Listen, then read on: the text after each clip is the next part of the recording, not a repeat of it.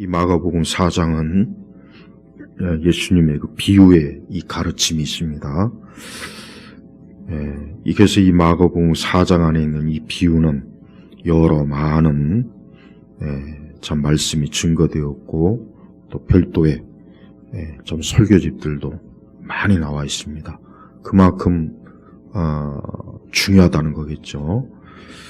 자, 우선 예수님은 이 비유의 말씀을 통해서 하나님 나라와 영적인 것들을 잘 설명하고 이해시키는 그런 방식으로 이 복음을 전했습니다. 자, 우리 성도들은 이 신앙이라고 하는 것이 그냥 어느 한순간에 어떻게 하다 보면 다 되는 줄로 알고 있지만 그렇지 않다는 것은 경험적으로 알 수가 있어요. 그래서 우리 오늘 이 마가복음 4장에 나와 있는 이 비유, 이 몇 가지 비유를 통해서 우리 신앙에 아주 중요한 그러한 것들을 좀 살펴보면 좋겠습니다. 무엇보다도 이 마가복음 4장 이제 초반부터 보면은 보통 이제 씨 뿌린 자의 비유라고 하는 비유 내용이 나옵니다. 이 씨는 말씀을 얘기하는 거예요. 이 씨는 이 말씀을 얘기하는 건데, 그런데 오늘 예수님의 비유를 이렇게 보면은 그 씨가 뿌려지는 것은 동일해요. 그러나 문제는 뭐냐면 그 씨가 뿌려지는 데 있어서 그 뿌려지는 그 밭이, 그 뿌려지는 그 대상이 지금 다른 거예요. 그래서 길가가 있고, 그 다음에 이제 돌짝밭도 있고, 가시덤불도 있고, 또 좋은 땅도 있고, 이렇게 달라요. 근데 씨는 문제가 없는 거야, 씨는. 옛날 우리 조상들, 하여튼 유교는 참 좋은 건 좋은데, 나쁜 건 참 지랄같이 나빠요. 옛날에 뭐, 여자가 애를 못 낳으면 칠거지약이라고 해가지고, 그 7가지에 걸리면 다 집에서 내쫓았어요. 오늘날 만약에 칠거지약 적용하면은 단 한 사람도 아마 제대로 살 수 있는 사람은 없을 것 같아요. 그 중에 제일 첫 번째가 뭐냐? 아들을 못 낳으면 무조건 나가야 돼. 옛날 사람들은, 옛날이 뭐 지금도 아마, 지금도 그런 사람이 있을 거예요. 아들을 못 낳으면 사람 취급을 하게 하잖아요. 그러니까 씨바지를 드려, 씨바지. 근데 문제는 씨바지를 드려도 아들을 못 낳거나 애가 안 나온다. 그럼 누가 문제가 있어요? 그럼 남자 새끼가 문제지. 그럼 남자 새끼를 쫓아버려야지. 죽이던가. 근데 또 여자를 또 득달같이 네가 덕을 안 쌓아가지고 그렇다고. 하여튼 유교는 지랄 맞아. 하여튼 또 좋은 건 또 좋아요. 어른을 공경하고 부모에게 효도하고.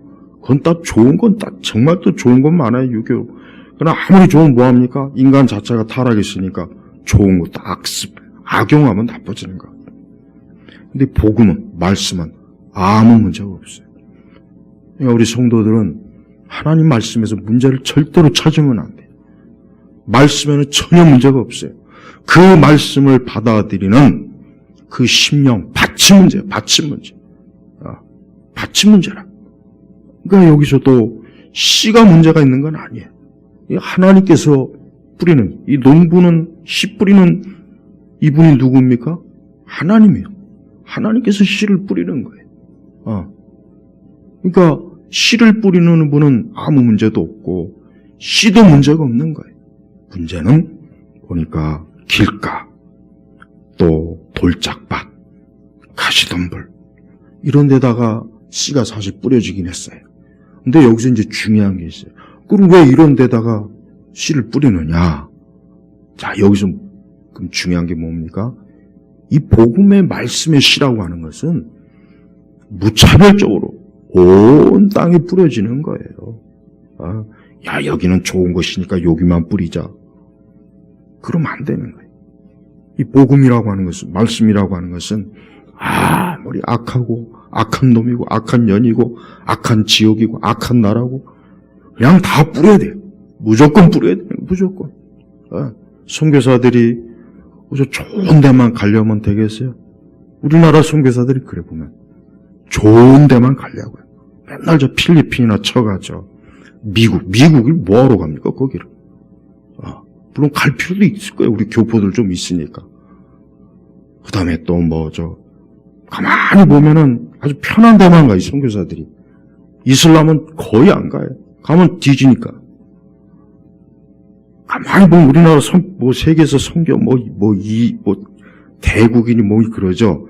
가만히 살펴봐요. 그걸 딱 볼 줄 알아야 된다고. 죄다 편한 데만 가려고. 가도 또 도시에만 가요, 도시. 시골은 안 가요. 중국도 도시에만 가지, 진짜 중국 오지, 근처에도 안 갑니다. 그 무슨 선교는. 중국어도 못해가지고, 맨날 조선족 앞서해가지고, 선교하는 주제. 그러니까 난 우리나라 선교는 거의 90% 이상이 그냥 그냥 형식적이고 숫자 노름이에요. 그래서 내가 우리나라 선교를 안 좋아하고 선교 안 한 이유가 거기에 있어요. 복음의 씨앗은 가리지 말아야 돼요.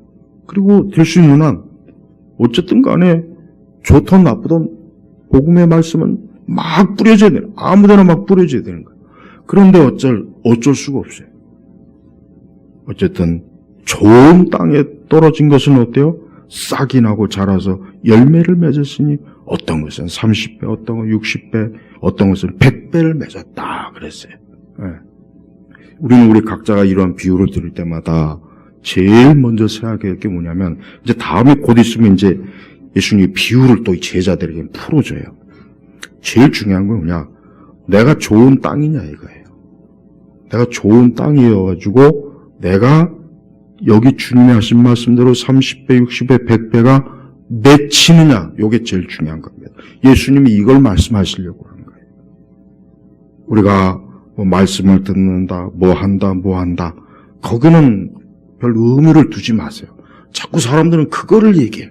나는 말씀을 어떻게 공부하고 교리를 어떻게 공부하고 제자 훈련도 어떻게 하고 무슨 다양한 프로그램 공동체 훈련도 하고 그건 중요한 게 아니에요. 예수님은 그런 걸 얘기하지 않았고 뭡니까?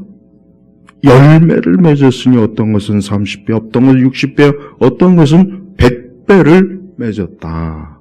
지금 예수님이 이걸 강조하는 거예요. 이거를. 우리가 말씀을 듣고 말씀을 배우고 교리를 배웠을 때 열매를 맺고 있는가? 그것도 그냥 맺는 것이 아니라 뭡니까? 어떤 것은 최소 30배예요. 최소가 30배. 하나님 말씀을 듣고 말씀을 배우고 그러는데 최소가 30배. 어떤 것은 60배. 어떤 것은 100배. 그만큼 하나님의 말씀은 어때요? 반드시 하나님의 말씀은 열매를 맺게 돼 있는 거예요. 열매를 맺거나 열매를 안 맺거나 딱 둘 중에 하나입니다. 중간이 없어요. 그러니까 그만큼 말씀은 확실하게 맺을 때는 열매가 확실하게 맺혀지지만 그게 좋은 땅에 뿌려졌을 때, 그러나 그게 안 좋은 땅에 뿌려졌을 때는 여기 우리 먼저 비유에도 나와 있지만은 길가에 뿌렸더니 새들이 와서 이 새라고 하는 것은 영적으로 뭐냐면 마귀 새끼예요. 이 성경에서 새는 마귀 새끼입니다. 거의 대부분. 근데 가시덤불 여기도 열매를 맺지 못하고 또 돌짝밭에는 또 말라버리고 그러니까 이 복음의 좋은 씨앗이 아예 자라지 못하는 거예요. 그런데 좋은 땅에 뿌려졌더니 그냥 30배 하나의 씨앗 30배 그 다음에 60배도 되고 어떤 것은 100배도 되고 엄청나게 수익률이 좋은 거예요. 이 경영학적으로 얘기하면은 수익률이 꽤 좋은 거라고. 만약에 주식이 이렇게 되면은 엄청나게 말도 못할 거죠. 자, 그래요. 우리 자신이 그러면은 이와 같은 예수님의 씨 뿌린 비유의 의미가 뭐냐. 그래서 제자들도 여기에 대해서 이제 잘 이해를 못한 거예요. 그러니까 10절에 보니까 예수께서 홀로 계실 때 그 주위에 12제자가 있어요. 12. 그 비유에 대해서 이제 예수님께서 설명, 이 비유의 진짜 의미가 뭔지를 이제 하나하나 이제 설명을 해주는 거예요. 그래서 보면은 13절이 이제 예수님께서 이제 비유에 대한 그 해설을 해주는 거예요. 해설. 실제적인 적용이 이게 뭔지를 예수님께서 제자들에게만 해석을 해주는 거예요. 그래서 15절부터 이제 중요합니다. 자, 길가에 뿌려졌다는 게 뭡니까? 그들이 말씀을 들어 즉시 사단이 와서 그들에게 뿌려진 그 말씀을 빼앗아 간다. 우리가 여기서 알 수 있는 것은 우리가 말씀을 들어도 뭐가 작용합니까? 영적인 작용이 있는 거예요. 마귀가 우리가 말씀을 들을 때 그냥 곱게 말씀을 듣게 놔두질 않아요. 자꾸 딴 생각하고 복잡한 생각하고 쓰잘데없는 생각 자꾸 들어오게 만들고 속상한 생각하고 화가 나게 하고 정신이 막 그냥 들어갔다 나갔다 가만 놔두질 않는 거예요. 이 사단이. 이러니까 설교를 듣는 시간이 그냥 단순히 학교에서 강의 듣고 배우는 시간이 아니라는 거예요. 그러니까 교회는 학교가 아니에요. 이걸 잘 모르는 분들이, 목사님부터 잘 모르는 분들이 꽤 많아요. 하나님의 말씀은 생명이에요, 생명. 그러니까 이 말씀이 씨가 뿌려질 때 마귀가 가만히 보고 놔두질 않습니다. 어때요? 그들이 말씀을 들을 때 즉시 이게 무서운 거예요. 이 마귀 새끼가 가만히 지켜보다가 말씀이 선포되고 말씀이 들려질 때 즉시 사단이 와서 그들에게 뿌려진 그 말씀을 빼앗아간다. 근데 이 비유나 이런 것들은 이 농사를 농촌에서 자라봐야 알아요. 이 도시에서 자란 사람들은 이걸 그냥 대략, 물론 이제 영화나 드라마에서 이제 봤기 때문에 어느 정도 연상은 되겠지만, 그러나 시골에서 사는 사람들은 알아요. 저도 뭐 시골에서 어릴 땐 살았으니까. 맞아요. 씨를 뿌리면은, 이 참새니, 까치니, 이 온갖 잡새들이 그냥 막, 곧 뿌려놓은 거 쏙쏙 먹거든요. 여러분, 이 새가 굉장히 멍청하고 바보 같지만 그 눈이 우리하고는 상상할 수 없을 정도로 눈이 얼마나 밝은지 말도 못해요. 그러니까 말씀의 씨앗이 뿌려지니까 어때요? 이 사단이 즉시 와가지고 그냥 마치 새가 그 씨를 딱 쪼아 먹는 것처럼 우리 마음과 생각과 머릿속에서 어때요? 말씀을 그냥 빼앗는 거예요. 그러니까 말씀이 가장 쉽게 드러나 마나. 그러니까 여러분이 왜 설교를 들을 때 왜 기도를 해야 되느냐? 마귀가 역사하기 때문에 그러는 겁니다. 마귀가 역사하니까 오늘 내가 말씀을 잘 들어서 이 말씀을 절대 빼앗기지 않도록, 마귀가 이 말씀을 빼앗지 않도록 해주십시오. 또 오늘 말씀을 전하는 목회자가 말씀을 잘 증거해서 그 말씀이 정말 내게 생명의 양식이 되게 해주세요. 기도를 해야 되는 거예요. 그런 기도하는 사람하고 그냥 기도하지 않고 허겁지겁 와가지고 여러분, 이 차이가 이게 안 나겠습니까? 나겠습니까? 나는 거. 그래서 그들에게 뿌려진 말씀을 빼앗아간다. 이건 실제적인 겁니다. 예수님이 지금 이걸 그냥 비유로 설명했지만 지금 해설은 실제적인 해설이에요. 그러니까 실제로 사단이 이 땅에 있는 교회들이 말씀을 전할 때 사단이 와가지고 이 예배 시간에 말씀을 듣는 사람들이 말씀을 들을 때 그걸 빼앗아가는 사람이 있는 거예요. 그러니까 교회 생활을 오래 해도 계속해서 말씀을 빼앗기는 사람은 어떻게 해요? 열매가 없는 거예요, 열매가. 여러분 이제 이해가 가죠? 왜 저 사람은 교회 생활을 50년 했는데 왜 저렇게 저 모양일까? 50년 동안 맨날 마귀에게, 사단에게 말씀을 빼앗긴 거예요. 근데 어떤 사람은 신앙생활 5년 했는데 엄청나게 막 참 성령의 열매도 있고 능력도 있고 기도도 잘하고 참 하나님 보시기에 왜 그렇습니까? 말씀이 안 빼앗기니까. 그 차이예요. 그래서 많은 주석가들이나 설교자들이 이 씨 뿌린 자에 비유된 많은 설교집을 남긴 이유가 이게 굉장히 중요하니까 그래요. 이제 16절로 가면 이제 돌밭. 여러분 돌밭 압니까? 돌밭. 이 돌밭도 이제 시골에 산으로 아는데 이 주로 돌밭은 산에 있어요. 산에. 그 산을 개간하면은 우리나라 산은 돌이 많잖아요. 좀 석유나 많이 나올 것이지 금덩이나. 그러니까 파면 돌이요. 딱 파면 돌. 그런 곳이 굉장히 많습니다.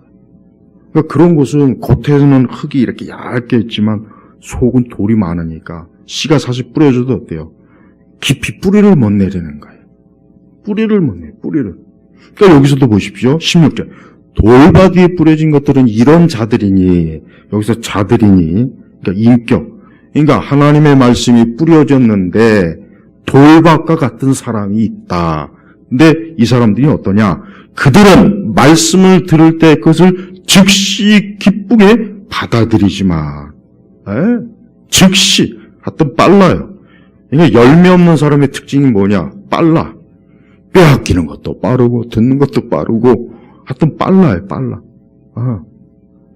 우리나라 사람 기질이 보면은, 딱 보면은, 우리나라 사람 기질이, 이 돌짝밭 기질하고, 이 길가 기질이 아주 제일 많은 것 같아요, 보면.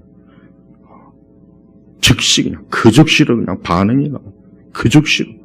그래가지고 오늘 말씀을 듣고 막 기뻐가지고 막 가슴이 방방 뛰고 지금 바로 그냥 천국에 와 있는 기분이 드는데, 그들 속에 뿌리가 없어서, 그렇죠. 이 돌밭은 뿌리를 내릴 수가 없잖아요. 돌에 어떻게 씨가 뿌리를 내립니까? 그러니까 뿌리가 없어서 잠시는 있어요. 그 말씀 때문에 환난이나 박해가 일어나면 여기 또 뭐라 했습니까? 즉시 걸려 넘어진다. 예수님 하신 말씀 중에 지금 즉시. 예. 그러니까 그만큼 뿌리가 없는, 열매가 없는 사람들의 특징이 뭐냐? 단발성이에요. 오래가지 못하고 항상 그때. 이게 이 씨가, 말씀의 씨앗이 뿌려지긴 했어요. 근데 그냥 잠깐 있다가 여기서 뭡니까? 환난이나 파괴가 일어나면, 핍박이죠. 이 환난은 여러 가지겠죠. 가난의 환난, 질병의 환난, 또 가정의 어떤 문제, 내 개인 신상의 문제, 여러 환난이 한두 가지겠습니까? 그런 환난이나 어떤 큰 핍박이 오면 어때요? 즉시 걸려 넘어진다. 이게 뿌리가 열매가 없는 거. 우리 성도님도 우리 마음의 밭이 처음에 길가나 아니면 돌밭이나. 근데 예수님의 비유를 보면은 열매를 맺는 이 좋은 땅은 4분의 1밖에 안 되는 거예요. 그죠? 그러니까 결국은 뭐예요? 이건 굉장히 중요한 겁니다. 어느 교회나 그 교회 숫자하고는 상관없어요. 100명이든 1000명이든 10,000명이든 4분의 1 정도밖에는 좋은 땅이 없다는 거예요. 나머지는 뭡니까? 나머지는 지금 길가, 돌밭, 그 다음 또 뭡니까? 이제 가시덤불이나, 가시덤불은 진짜 말 그대로, 솔직한 얘기로 진짜 가시덤불이야말로 씨를 뿌리나 마나한 곳이에요. 그나마 그래도 저 길가나 돌밭은 흙맛이라도 좀 보죠. 흙맛이라도 보지, 씨가. 근데 이 가시덤불은 흙맛도 못 봐요. 그냥 가시 걸립니다, 씨가. 근데 보세요. 가시덤불에 뿌려진 자들이, 이들은 말씀을 듣기는 하지만, 그러니까 말씀은 들어요. 듣기는 하지만, 어때요? 이 19절이 참 같이 읽겠습니다. 19절. 세상의 염려와 재물의 유혹과 그 밖의 것들에 대한 욕심이 들어와 말씀을 억눌러서 열매를 맺지 못하게 된다. 이 세상의 염려. 뭐 세상의 염려도 한두 가지가 아니야, 한두 가지. 어떻게 사냐, 뭘 먹고 사냐, 야, 이거 직장은 어떻게 하냐, 내일 이거 올해 집이 어떻게 되느냐, 부동산이 어떻게 될까, 우리 아이 학교 올해 들어갈까 말까. 한두 가지가 아니죠, 염려가. 그러니까 그런 염려가 또 재물의 욕, 그 밖의 것들에 대한 욕심, 그러니까 그 밖의 것들에 대한 욕심이 뭐겠습니까? 인생사의 많은 것, 육신의 정욕이겠죠. 보는 것, 듣는 것, 가지고 싶은 것, 그런 것들이 어때요? 들어와 말씀을 억눌렀어. 억누르고. 이 억누르다는 표현이 뭡니까? 기름을 짠다는 것. 기름을 짠다는 짠. 그러니까 말씀을 어때요? 아주 확 쥐어짜가지고 말씀이 막 씨가 도저히 자라나지 못하게 그렇게 만드는. 그러니까 그게 인간의 내부에서 우리의 마음과 생각과 우리의 의지 가운데서 이와 같은 것들이 압력을 주는 거야. 그러니까 말씀이 길을 못 피는 거야. 길이 쉽게 얘기하면. 그러니까 하나님 말씀을 들었으면 그 말씀이 확 열매를 맺고 활짝 피고 활짝 뿌리를 내리고 그 뿌리가 계속해서 밑으로 파고들어야 되는데 염려, 재물의 유혹, 그러니까 인간의 육신의 오만 가지 것들이 요 하나님 말씀이라고 하는 것들을 이렇게 딱 감싸가지고 어때요? 옴짝달싹을 못하게 하는 거예요. 말씀이 아예 그냥 막 펴지지 못하게 하는 거예요. 여러분들이 오늘 이 말씀을 들으면서 저는 경험적으로 이거를 깨닫는 분들이시리라고 생각해요. 그래, 맞아. 내가 그랬지. 그래, 맞아. 나도 그런 일이 많이 있었지. 그래, 나도 어쩔 때는 길가, 가시덤불, 돌짝밭. 맞아. 나도 이럴 때가 굉장히 많이 있었어. 이렇게 깨닫는 분이 있어요. 그분은 바르게 깨닫는 거예요. 그래서 그런 분들은 그래, 내가 항상 이게 조심해야 될 문제야. 이런 것 때문에 내가 아무리 좋은 말씀을 들어도 아무리 내가 성경적 설교를 들어도 그 설교가 문제가 있는 게 아니야. 내가 바로 문제가 있었던 거야. 내가 열매를 맺지 못하는 밭의 상태를 가지고 내가 사실은 열매를 맺지 못한 거야. 그래요. 바로 이런 걸 깨닫는 분이 있어요. 그럼 성령께서 깨닫게 하시는 거예요. 우리는 신앙생활이라고 하는 것이 그냥 저절로 어떻게 되는 게 아닙니다. 신앙생활은 어때요? 그러면은 내가 지금 여기서 말한, 그럼 내가 지금 이런 가시덤불, 돌짝밭, 길가 같은 심령이면은 그럼 어떻게 되겠습니까? 개간을 해야죠. 개간. 네. 뜨거운 물 좀. 여러분 옛날에 우리 한국에는 화전민들이 있어요. 화전민. 아니 화전민 아니라도 상관없어요. 제가 이제 시골에 살다 보면 어릴 때 시골에 살면 그래요.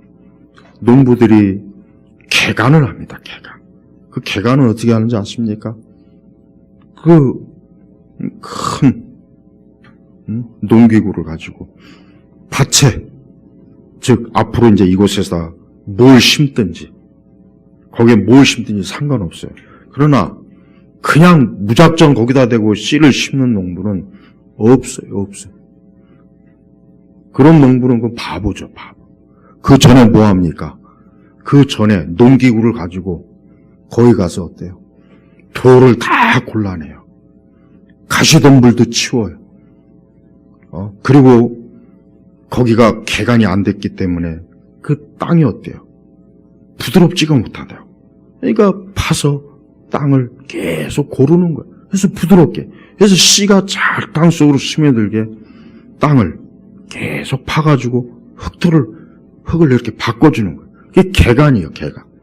화전민은 더 힘듭니다. 화전민은 진짜 힘든 게 화전민이에요. 지금이야 이제 화전민은 없어요. 근데 옛날에 보면 화전민들이 보면은 그래요. 그 산을 개간하려니 그게 보통 힘듭니까? 그렇다고 지금처럼 무슨 장비가 제대로 좋은 것도 아니고, 그저 몇 안 되는 농기구 가지고, 그 엄청난 바위, 이만한 돌들, 그 나무, 그렇게 해가지고 화전민들이 땅을 다 이렇게, 좋은 옥토로 바꾸고서, 거기서 이제 씨를 뿌려가지고, 거기서 열매를 맺는 거예요. 자, 우리 성도들도 마찬가지입니다. 우리 성도들 생각해 보시죠. 신앙생활이 쉽습니까? 어렵습니까? 어려워요. 어려워야 됩니다. 쉬운 게 아니에요. 왜 그런지 아십니까?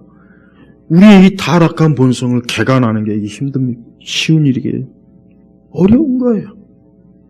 그러니까 계속 우리가 끊임없이 기도하고 끊임없이 말씀의 검으로 우리의 부패한 것들을 끊고 자르고 찌르고 베고 끊임없이 영적으로 마귀와 세상과 대치를 해야 되고 우리의 이 심령을 개간한다는 게 이게 보통 어려운 게 아니에요. 그리고 또 한 번 개간했다고 해서 또 이제 끝이냐? 그것이 아니에요. 농부는 해마다 땅을 개간해야 돼. 해마다 해야 돼. 안 하면 안 돼. 해마다 땅을 개간해서 또 씨를 새로 뿌리고 평생 농부가 하는 일이 바로 그거예요. 땅을 개간하고 씨 뿌리고 열매 거두고 농부가 하는 일이 이거예요. 그러니까 성도들은 평생에 걸쳐서 어때요? 자기 심령을 개간을 해야 돼요. 여러분의 심령을 개간하는 건 다른 게 아닙니다. 기도로 일단 기도를 많이 해야 돼요.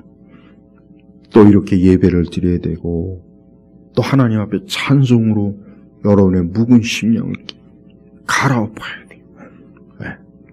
또 수시로 여러분들에게 어떤 어려움이 왔을 때 그 어려움들도 잘 이겨낼 수 있는 강함이 또 필요한 것이에요. 그 모든 것들이 왔다 갔다 하면서 우리 심령을 어때요? 좋은 땅, 옥토로 바뀌는 겁니다. 옥토로. 되게 많은 우리 신자들이 보면은 교회를 다니는 분들이 자기 심령을 개간을 할 생각은 안 하고, 그저 그냥 어떤 씨만 받으려고, 씨만.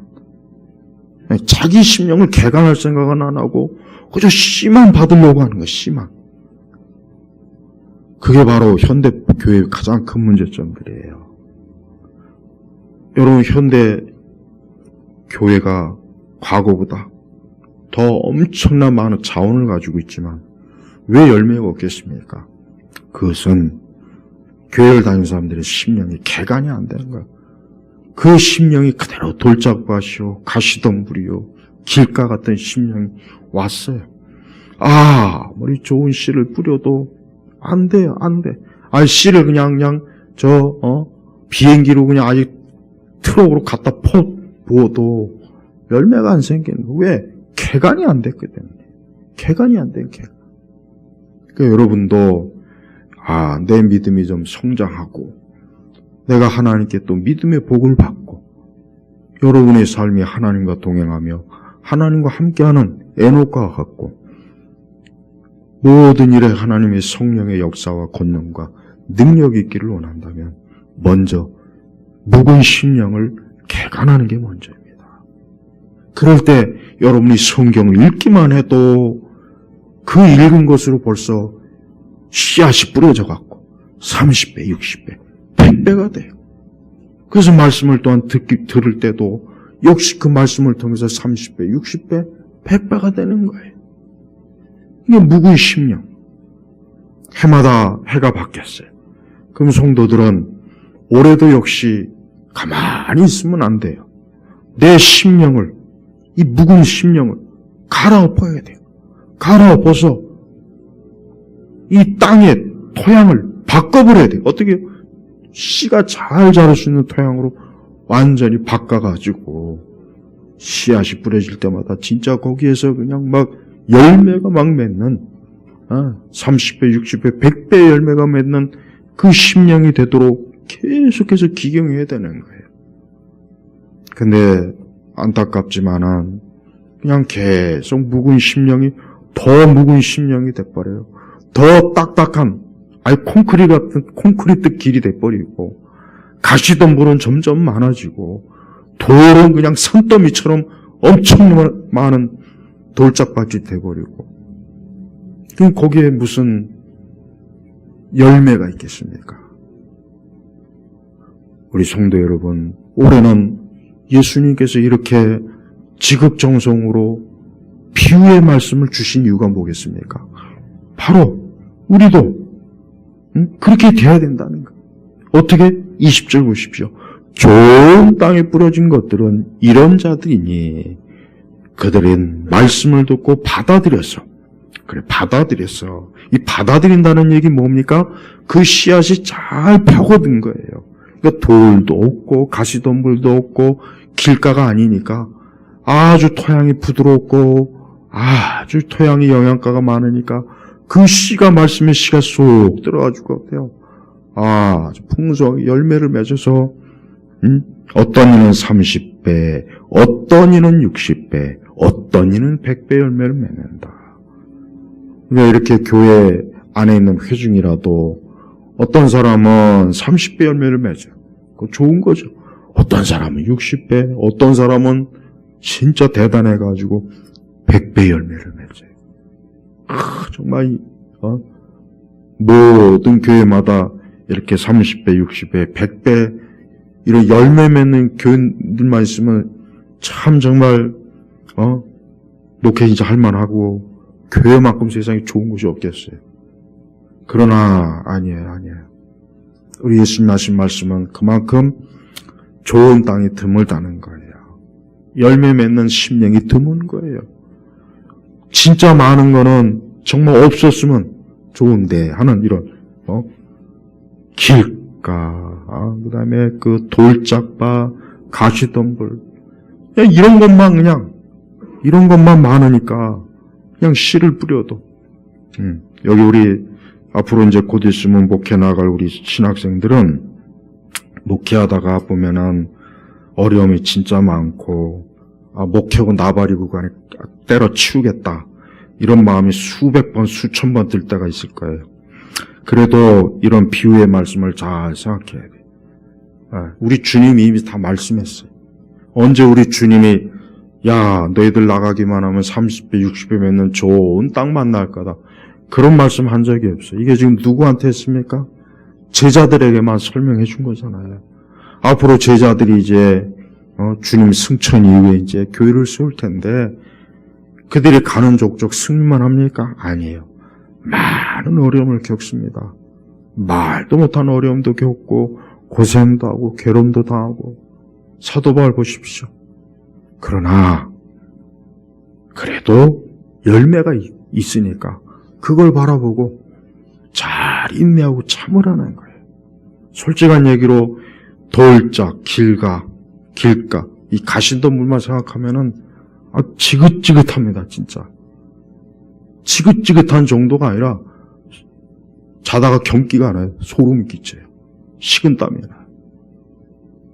어떤 목사님 말대로 야반 도주하고 싶은 생각이 들어요. 정말이에요. 몰래 짐 싸갖고 도망가고 싶어요. 하지만 우리 예수님 자신이 그러지 않았어요. 예수님이 이 땅에서 공생의 사회 가실 때 얼마나 많은 길가, 돌짝밭, 가시덤불과 같은 그런 인간들을 얼마나 많이 만났습니까? 그러나 예수님은 그런 자들을 바라보질 않았어요. 그런 거에 의해서 낙심하거나 무릎을 꿇지 않고 도망가지 않고 바로 30배, 60배, 100배를 맺는 이런 참 좋은 심령, 좋은 땅, 이 한 사람, 이 몇 사람 안 되는 이 사람들 생각하고 우리 예수님도 끝까지 십자가를 진 거예요. 우리도 그래야 돼. 우리 성도 여러분들도 인생을 살면서 무엇이든지 좋은 것만 생각하면 안 됩니다. 좋은 건 얼마 안 돼요. 인생을 살면서 좋은 거 얼마나 됩니까? 솔직히 이제까지 여러분 살아온 경험이 얼마나 됩니까? 좋은 거 얼마 안 됩니다. 다 살다 보면은 길가, 돌짝밭, 가시덤불 이런 사람, 이런 일들이 얼마나 많이 있어요. 그러나 우리는 주님 바라보면서 좋은 땅, 좋은 땅, 이 좋은 땅 30배, 60배, 100배를 바라보면서 믿음을 가지고 계속 나아가는 거예요. 그게 바로 우리의 신앙의 모습인 거예요. 이 세상은 좋은 땅이 참 많지가 않아요. 적어요. 극히 적습니다. 많지가 않습니다. 거의 대부분 다 황량해요. 거의 대부분은 보면은 거의 대부분 가시덤불, 돌짝, 길가들이에요. 뭐 진짜 이 말씀의 씨앗이 뿌려져 갖고 열매 맺을 수 있는 좋은 땅은 너무 적어요.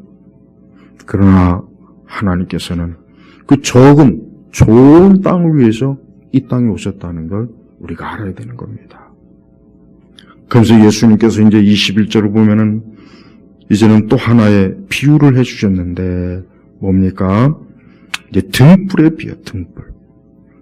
등불의 기능은 뭐겠습니까? 비추는 거죠. 등불이 비추지 못하면 쓸모없는 거죠. 맞아요. 우리는 모든 일에 하나님의 진리와 빛을 드러내는 일을 해야 돼요. 그게 교회와 성도의 사명이에요. 교회가 할 일은 뭡니까? 그리스도의 빛을 계속 비추는 게 이게 교회가 하는 일이에요. 그래서 25절 보니까 가진 자는 더 받을 것이고 가지지 못한 자는 그 가진 것마다 빼앗길 것이다. 그러니까 부지런히 등불을 비추려고 부지런히 자기 할 일을 충실히 하는 자는 계속 더 그렇게 잘할 수 있게 하는 거예요. 그러나 그러지 못한 자는 그 있는 것마저도 빼앗기는 거예요. 그러니까 우리 성도들은 하나님의 일에 소극적이면 안 돼요. 열심을 내야 돼요. 열심을 내지 않는 신앙은 뭔지 아십니까? 바로 이 등불을 숨기는 거예요. 아니, 등불을 숨기려면 그 등불을 뭐하러 가지고 있어요? 가지고 있을 필요가 없죠. 그 등불을 더 잘 밝히는 사람에게 등불을 줘버리는 거예요. 바로 그걸 얘기하는 겁니다. 우리 성도들은 올 한 해도 주를 위해서 사는 겁니다. 그리스도인이 살아가는 삶의 목적이 뭐겠어요? 그리스도를 위해 사는 거예요. 우리는 세상 경제를 위해 사는 게 아니에요. 세상 정치를 위해 사는 게 아닙니다. 우리는 이 국가와 사회를 위해서도 아니에요. 솔직히 얘기해. 그건 2차적인 거예요. 3차적인 거예요. 주를 위해서 사는 거예요. 하나님 나라를 위해서 사는 거예요. 그게 바로 등불을 밝히는 거예요.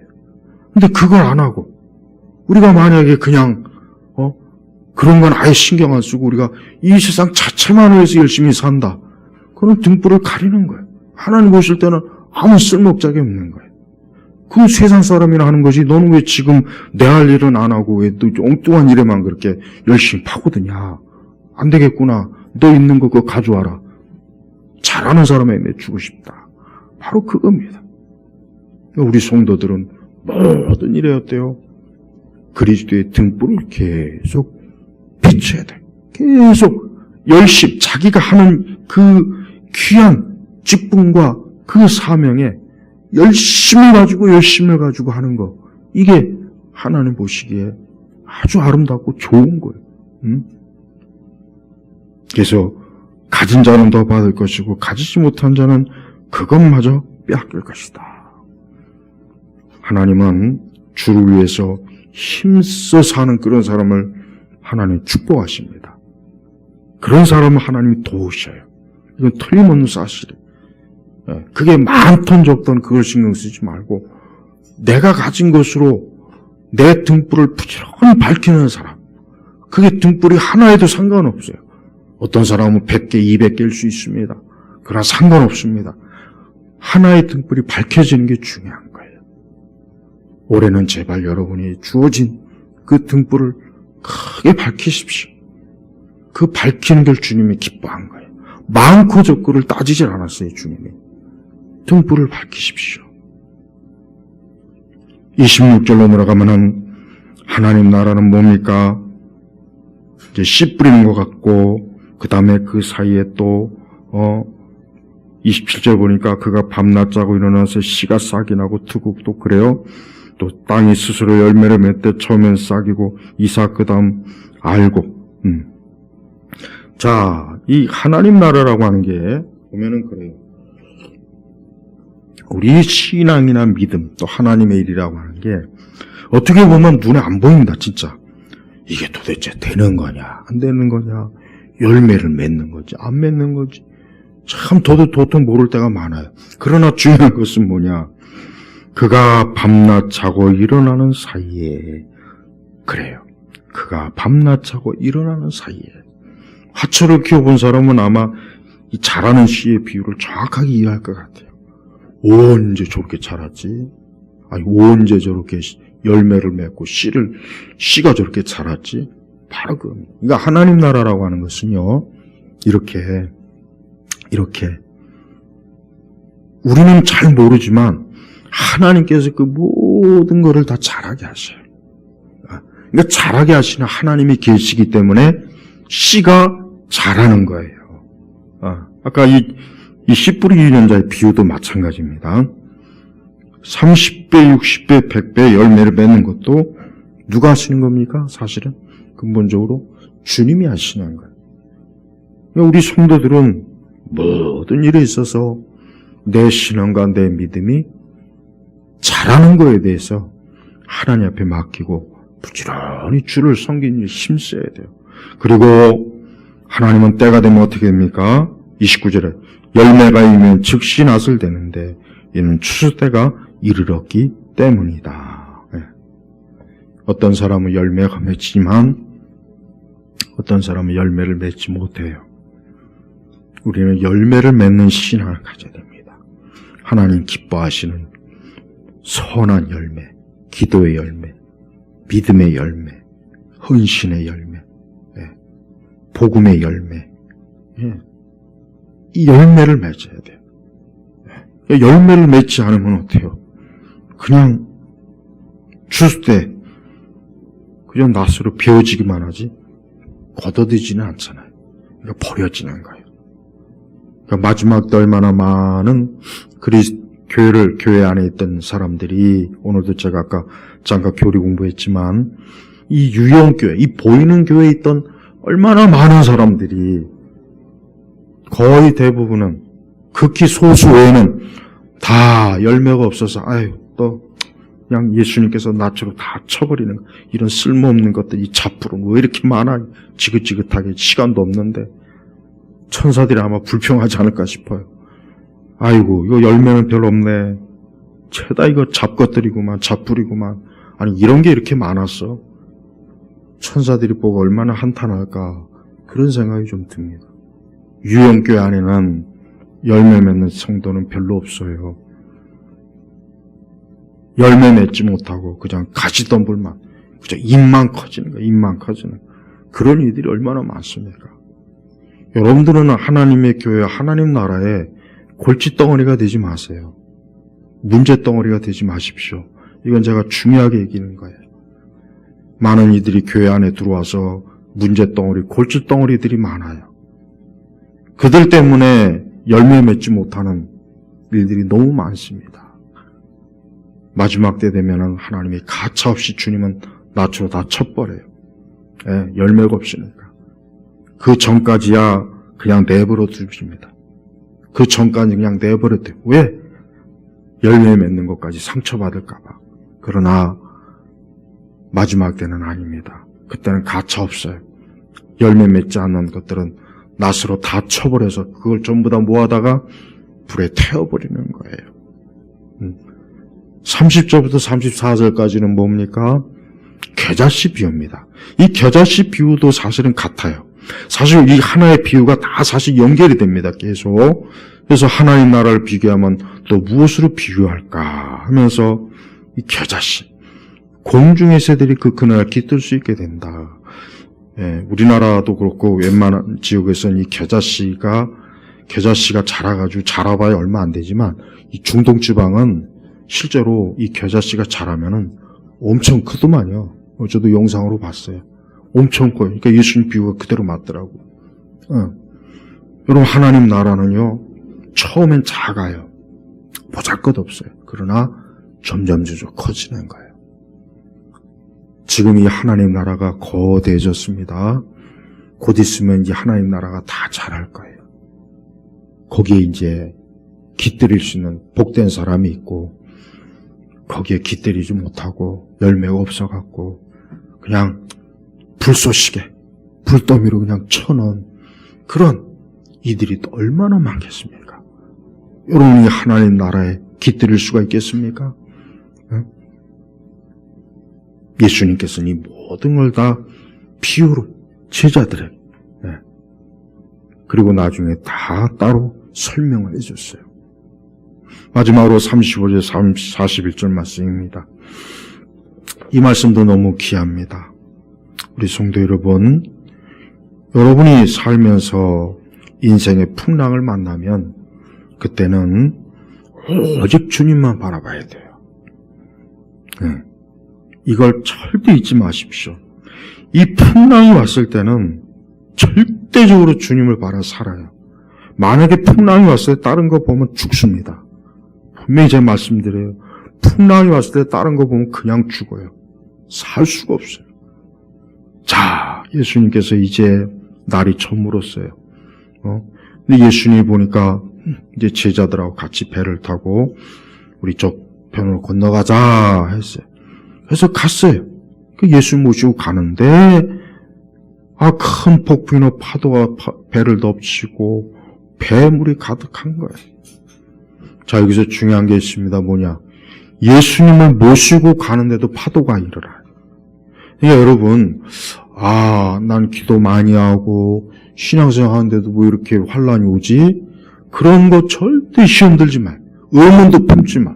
자, 아니 예수님을 모시고 가는데도 큰 폭풍이 일어나요. 큰 폭풍이 막 배가 막 뒤집어지는 거예요. 뒤집어지는 거예요. 아주 막 제자들이 어때요? 지금 막 난리가 나. 이제 주님 이거 큰일 났습니다. 이제 곧 뒤집어집니다. 이게 죽습니다. 이거 어떻게 합니까? 막 그냥 아주 막 제자들 안에서 막 지금 거의 얼굴이 시퍼렇게 질려가지고 지금 이제 곧 있으면 이제 폭풍 때문에 뒤집어져서 다 물고기가 되겠구나. 그런 생각을 했던 거예요. 근데 39절에 놀라운 일이 벌어졌어요. 뭐냐? 예수께서 일어나서 바람을 꾸짖으시고 바다를 향해 말씀하시기를 고요해져라 잠잠해져라 하시니 바람이 그치고 아주 잔잔하게 되었다. 예수님께서 바다를 향해 말씀하시기를 했습니다. 이게 뭔 뜻입니까? 세상의 모든 걸 누가 지으셨습니까? 예수님이 지으셨어요. 저 바다, 산, 강, 여러분 집에서 키우는 뭐 관상용 뭐 있습니까? 다 하나님이 지은 거예요. 저 구름, 비, 눈에 보이지 않는 이 산소, 대기, 우주, 별들, 태양 다 하나님이 주님이 지은 거예요. 그러니까 주님이 말씀하시면 다 잔잔해지게 돼 있어요. 대단히 많은 심령들이 폭풍 같은 심령을 가지고 있어요. 오늘 대부분의 사람들은 지금 이 풍랑을 맞은 인생들이에요.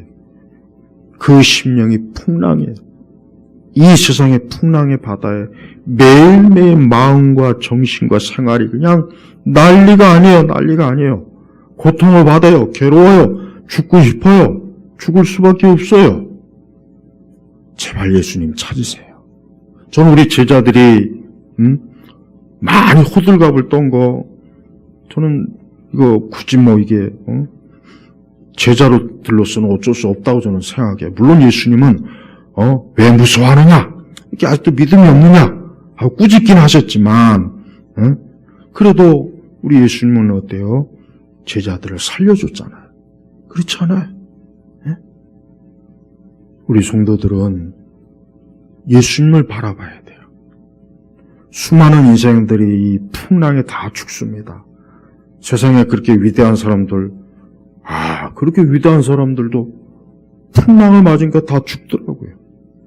그렇게 대단한 과학자, 철학자, 정치가들, 풍랑 맞으니까 다 죽어요.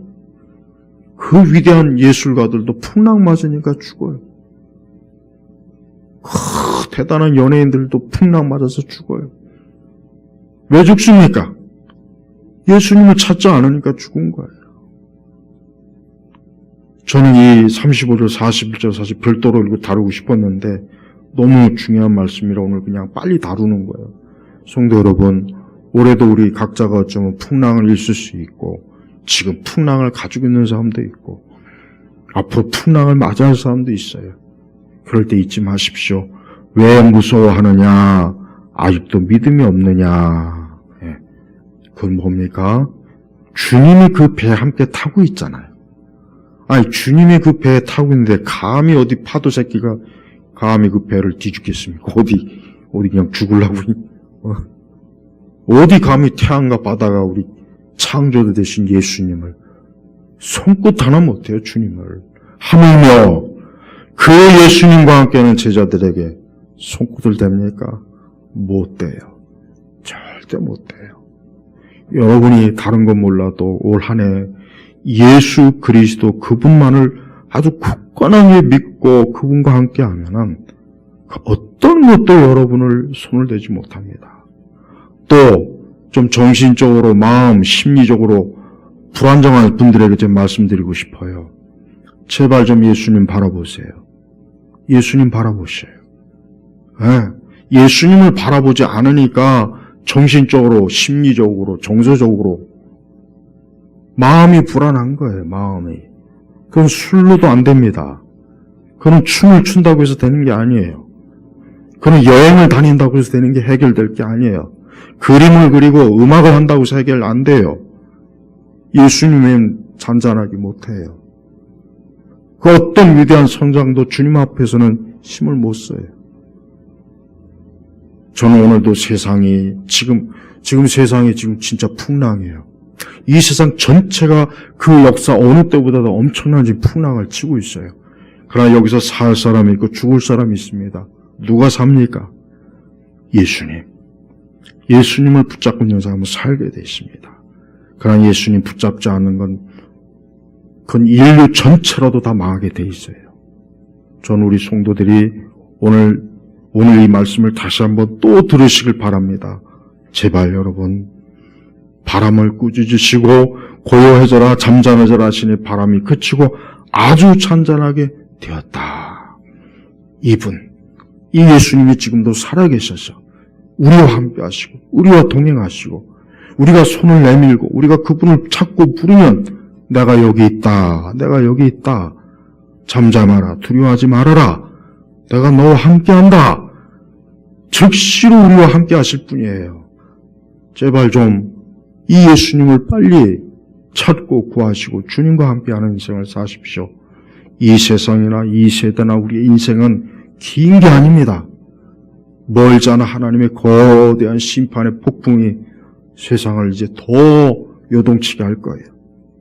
그러니 그 전에 더 빨리 믿음 있는 사람은 더 큰 믿음과 열매로 주님을 붙잡으시고 정말 믿음이 없는 사람은 제발 더 늦기 전에 빨리 멸망가기 전에 예수님 붙잡는 그런 가장 큰 축복을 누리시길 주의 이름으로 축복합니다. 기도하겠습니다. 하나님 아버지 감사합니다. 오늘 마가복음 이 4장 전체의 말씀은 참으로 우리 영혼에 이루 말로 다 할 수 없는 위로요, 소망이요, 또 경고요, 은혜 말씀입니다. 오늘 말씀을 듣는 모든 귀한 영혼들이 우리 주 예수 그리스도를 믿음으로 생명을 얻고 풍랑이 잠잠해지고 그 인생이 고요해지는 그런 평안을 얻도록 역사옵소서. 예수님의 이름으로 기도합니다. 아멘.